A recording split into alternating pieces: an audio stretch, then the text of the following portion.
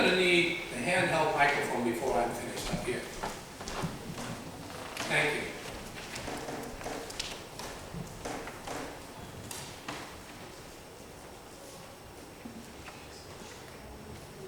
All right.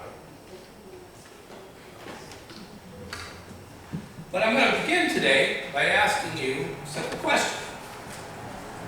I want you to say it out loud as soon as you hear it. The opposite of love is Hate. wow. All right. There are some good choices to the answer to this question, even though love has so many definitions.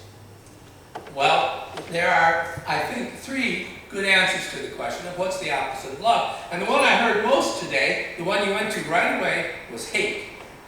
Well, that's certainly true. Hate and love are emotional opposites. While love is a desire to embrace or care for, hate is a desire to hurt. And we've all felt it, both of these. We've all felt that warm feeling of desire to be close to one we love, and that hot feeling of desire to hurt them. It's not hard to tell love and hate apart, except that they are often 2 sides of the same coin. We do not hate what we never loved, because there isn't enough attachment for that. Hate often comes because of feelings of betrayal or abandonment. Hate makes us want to strike back, and the one that we loved has now hurt us, and that might lead to hate. Now, I heard someone else say, it wasn't in the word indifference, but it was similar to that. Apathy. This is, I think, a better way to understand the opposite of love. We can be indifferent to others without hate. We just don't care. If hate is the emotional opposite of love, our active opposite is indifference. I once saw a guy coming around the curve, slide on his motorcycle and fall. He laid right there on the ground, right in the road. I quickly pulled over and ran over to see how he was doing. And while I was standing beside him, calling on the phone for 911, another car pulled up and honked at us. He was impatient to get by. Talk about indifference to the suffering of another. Things we do out of love are the complete opposite of things we do, or more likely don't do, because of apathy or indifference. And then the other opposite that we could talk about today is fear. When it comes to motivation or perspective, the opposite of love is fear. When we love, we take chances. When we are afraid, we hide. Love moves us forward. Fear roots us in place. And fear, our scriptures today said, is the opposite of love. Did you notice that as we read it? The thing is, though, right now, there is a lot of things to be afraid of. Right now, for example, people have become very aware of the violence in our world. As I write this past week, as I wrote this, I wondered, will there be another mass shooting before Sunday? The odds were in favor of that. We are having them almost every day. And it's frightening. Today we have to teach our children in school what to do if someone comes into their classroom and shoots. I hate the fact that we have to teach them that. When I was a child, it was easy. All I had to do was turn my desk over and hide behind it, and the nuclear bombs couldn't hurt me. But it was very different, even though it was frightening, and it was. I remember looking at all the food and stuff stored in our school basement and realized, boy, if there is a nuclear war, it's going to be bad. Are we going to be stuck down here? So it scared me, but you know what? It was different because nobody was coming to kill me. They wanted to kill everyone around me, but it wasn't personal and it was far away. What our children are learning today is it is personal and it is you. And I hate that that's the case. And it's frightening, and I have no idea how parents put their kids on school buses these days. And there's more personal things that are probably common to us all that we fear. Finances make us fearful. $5 a gallon for gas. This is actually a good thing, except that we aren't ready for it. But high gas prices means less gas usage, which means less carbon dioxide, which means less climate change. I used to talk about having a $5 a gallon price for gas on it to go up to $10, and I was talking about this 20 years ago or more. It would have been good for us then to have done that and started to conserve the oil that we have and not change the climate so quickly.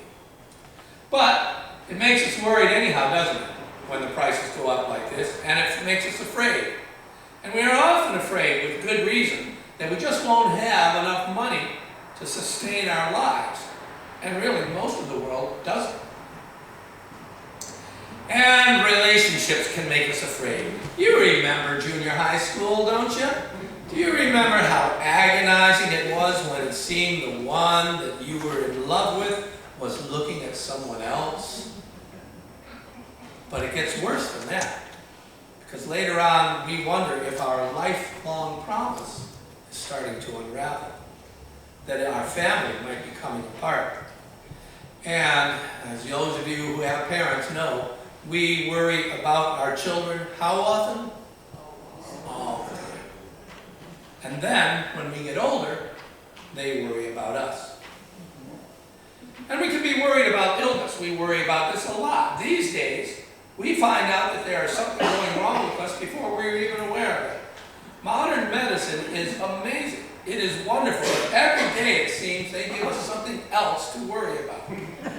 I just saw a report that said drinking 3 to 4 cups of coffee a day will lengthen your life. All right.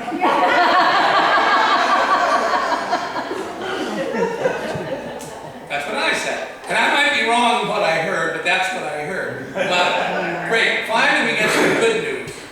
But most often when we hear a new medical study says it doesn't make us relax, we worry about that. We worry about it, and we worry about it for others. And we worry about dying, of course. It's never far from us. It's actually closer to us every day. I am not the only one to lose a loved one. And some of you I know are real veterans at living with the loss of a loved one. And we worry about it a lot. And we worry about dying. What will we suffer as we lose our lives? And what happens after? Do we just slip into darkness? Or are we just gone? Or is there more? Is there a judgment? Will we be alone when we die? Or will we be loved? Or nothing? And there's only one way to find out for sure. So yes, there is plenty to be afraid of. And of course, fear has its place. It's designed to protect us. And we have many psychological responses designed to help us survive in this dangerous situation. I want to demonstrate for you something I learned in Australia. My son lived there for about 7 years, and I went to visit him one time. Everything in Australia is poisonous. 7 of the 10 most deadly snakes in the world live in Australia, and many of the most deadly insects live in Australia. So one morning while I was visiting my son, I got up early. I'm always the first one up. And I went to the kitchen, made myself a cup of coffee. Out his back door, there was a little patio with a picnic table at it, and that seemed like a good place to enjoy that coffee for the morning. So out I went and I sat there. About half an hour later, my son came up. He looked out, saw that I was there, went back in, made himself a cup of coffee, and then he came out. But he stopped in the doorway and he did this. Holding his coffee goes like this. And I said, I should have done that, shouldn't I? He had an appropriate fear because there were many things out there that could bite and poison. And he wanted to make sure he wasn't going to go out into them. I didn't get bit, neither did he, but it could happen. So yes, there's plenty to be afraid of, and fear is good. When that snake crawls out from under the rock, Or when someone points a gun at you, fear is natural and good. It helps you. But we can't live that way. We can't live in fear. In this passage, it sounds as if it's saying that you are far from God if you are afraid. It's saying that if you are in God, you are in love. Not in love, in love. And you are in God's perfect love. And perfect love, it says, defeats fear, drives out fear. If you are afraid, it says, you've not been made perfect in love. Now, I think when John wrote this, he was talking mostly about being afraid of God, not spiders. Rather than in the world around him where John lived when he lived, most of the world's religions taught that God was something to fear, to be afraid of. The gods of the Roman Empire were unpredictable, warlike, and often motivated by jealousy, anger, and lust. Love too, but that was much less than these others. And by the time of the writing of John, the Roman emperors had decided that they also were gods, and they were very dangerous people. In fact, many of us older folks, and if you look around the room, you'll see there are a few, and also some of us who are younger, were raised with an image of God in which we heard more about God being angry and punishing people than we heard about God's love. I remember being taught that God was watching over us all the time. Even in the bathroom, I wonder. But God was watching us to see if we did anything wrong, hoping, it seemed, to find some reason to send us to hell. That was the kind of God I was taught. I don't think it is like that so much anymore, but there are still churches. In fact, there are whole religions that are much more about God's anger than about God's love. So John's message here really is a radical one because most of the world didn't agree that God was love. Many people in the world of John would have never heard this message. And many people in John's time believed that God was dangerous and something to be feared. And John was saying, if you are fearful of God, then you really don't know anything about God, because God is love. If you are the one who is afraid or believes that God is out to get you or has already gotten you, then you don't know God, because God is love. God is perfect love. And perfect love drives out fear. But there's more. What I'm saying for us today, something perhaps less theological and more psychological, is this: that fear and love matter in the way we look out at the world around us. When you open the door, how do you look out? With fear or with love? There is danger in the world, yes. But if we are fearful of the world around us, then we approach the world with an air of hostility. You remember that bully that tormented you in grade school? What do you think she had been taught about the world when she was young? Earth is a place that does not seek domination. Earth seeks balance. Yes, the lion eats the zebra, but the zebra herd is strengthened when the lion removes the slow and the weak. Balance, not evil. Thank God for volcanoes, hurricanes, and tornadoes that release the pressure that builds up in the earth. It's hard when you're the one that's in the path of that, but it's all about balance. Forest fires release the pine cones that carry the seeds of the new trees. If you believe that the world is an evil place, then you fortify yourself against it. You build walls and you buy weapons. You seek political systems that promise you security and maintain the status quo, even if that system drives others into poverty. Fear and violence go hand in hand. Too much of our own national system is driven by the fear of the other. And as people who fear the world around us, we choose leaders who are also driven by fear. And whether we live by fear or love matters greatly in the way we approach other people. Like the world around us, there is evil in people, People are not evil. If you ever want an experience in humanity, you take a long bus trip. It's a great idea. I took a bus from Portland to New York one time. Not that long. But I sat down on the bus, and I was sitting across the aisle from a young woman sitting on the other side by the window. And a man got on the bus who was, to almost anyone, frightening looking. He was very large. He was wearing a Confederate hat. He was wearing a bright red shirt. He was covered with tattoos. He had a huge bushy beard. And he got on the plane and on the bus and sat right next to that young woman. And I can take one look at her and see that she was terrified. So I was sitting on the aisle. He was on the aisle and she was next to the window. When he got up for a moment, I said, "Would you like to sit over here instead?" And she came right over and sat there. And I engaged this man in conversation. The first thing he said was he was kind of tired because for the last month he'd been living in the woods. He reached up and pulled a tick off of himself and dropped it on the floor. And I said, "Why are you living in the woods?" And he said, "I don't know, I guess I like living in the woods. I've done it a lot in my life." So here's this big frightening guy. I'm not a big frightening guy, but I sat next to him there and I thought, what if I treat this guy with some respect and some kindness? And I said to him, I don't think it's a good idea for you to drop those ticks on the floor because somebody else might get it. And he said, "Oh, I hadn't thought of that." He reached over and he dropped it into the air conditioning.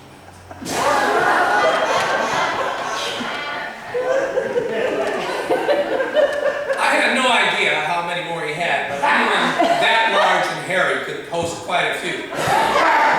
So I got a cup and I handed it to him. I said, "Put him in here and then I'll take him back to the toilet and flush him away." So he did. Hold up about another dozen. Put him in the cup and put him in it. Yeah. I didn't inspect for further. But I talked to him. And he was on his way to New York City for the first time in his life. And I talked to him about all kinds of things. I can't even remember now because this was long ago. But I noticed that right here on his arm, below his shirt, which was cut off right there, was a swastika. And I asked him about that. I said, "Why do you have a swastika?"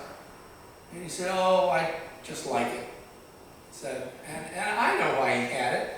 He wanted people to be afraid of him. And then I found out why he wanted people to be afraid of him. Because he was afraid. He started asking me questions when he found out I had lived near New York City about what the city was like. And he said, "Am I going to get mugged and shot when I get off the bus?" And I told him, "No, that's not going to happen. That's an exaggeration. You're going to be fine. You're going to get off the bus underground in the train station and just walk upstairs to get to your next bus. Nobody's going to bother you." And then I said, "However, with that Nazi tattoo on your arm, you're going to get harassed." And that frightened him.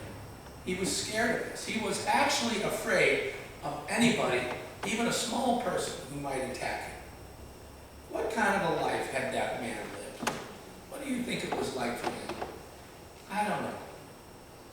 I just know that he gave the appearance of being frightening, but he was just scared and a little bit lost. When we approach people with love instead of fear, we see a whole different world. Surely there are people in the world who are damaged enough that they become evil. Was Salvador Ramos, who was the shooter at Robb Elementary School, an evil person? Perhaps. There's no question that what he did was evil. And of course, when there is someone like that, we hear all about it, as if the world is full of evil people, because we never hear in the news about people who go about their daily lives, work hard, help others, create beauty, resolve problems peacefully, care for their families, learn new things, genuinely practice their faith, and obey the law. They might also protest when the laws are unjust, but they're not evil. If we look around us at other people, what we have in our hearts tells us what they are. If we have hate in our hearts, then we see a world that is dangerous.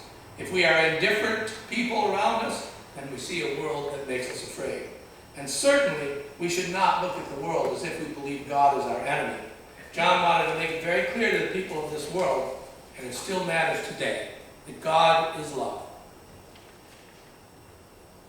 Those who believe in God, God is in them, and God is love.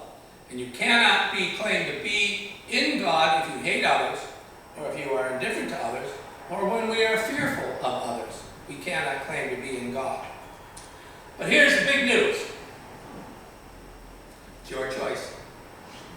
You might have been taught to be fearful and indifferent, but you can choose to change.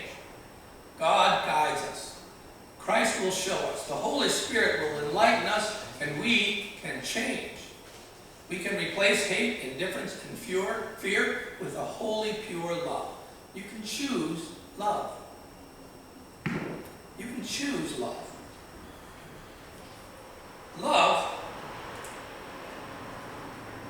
Love is but a song we sing, and fear is the way we die. And you can make the mountains ring, or make the angels cry. Just one bird is on the wing, and you may not know why. Sing with me if you know it. Come on, people now, smile on each other, everybody get together. Try to love one another right now. Some may come and some may go, and we shall surely pass. When the one that loved us best returns for us at last, we are but a moment's sunlight fading in the grass. Come on, people now, smile on each other, everybody let together. Try to love one another right now. If you hear the song I sing, you will understand. We hold the key to love and fear. It's in your trembling hand. Just one key